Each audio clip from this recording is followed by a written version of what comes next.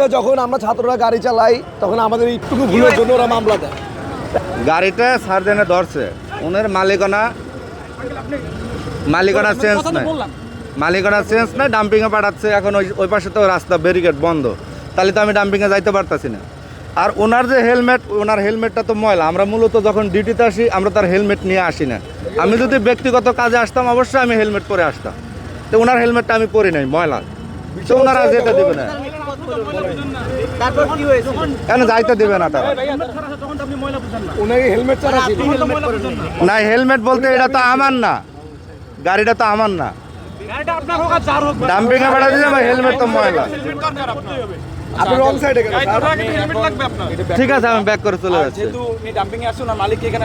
আচ্ছা ঠিক আছে, আমাদের অফিসের সামনে যাই। না ভাই, আমার অপরাধ নাই, আমাদের আচ্ছা কি হয়েছিল? বিষয় হচ্ছে যখন আমরা ছাত্ররা গাড়ি চালাই তখন আমাদের একটুকু ভুলের জন্য ওরা মামলা দেয়। তো এখন উনি যে রং সাইডে গাড়িটা ঢুকাইলো একমাত্র কথা, দ্বিতীয় নাম্বার কথা কোনো হেলমেট পরে নাই। যে ড্রাইভিংয়ে থাকুক হেলমেট পরা উচিত কিনা তাই বলে, উনি কেন হেলমেট পরে নাই? উনি গাড়িটা ধরে ডাম্পিং আমার 1200 টাকা বলেছে মামলার জন্য। এটা কোনো কথা ভাই? আমরা আটকা দিয়েছি, আমরা গাড়ি ব্যাক দিয়ে পাঠাইছি। আমাদের অবরোধ না হওয়া পর্যন্ত, না মেনে না পর্যন্ত আমরা ছাড়বো না। এটা আইন সমাজের সমান। চলো রে।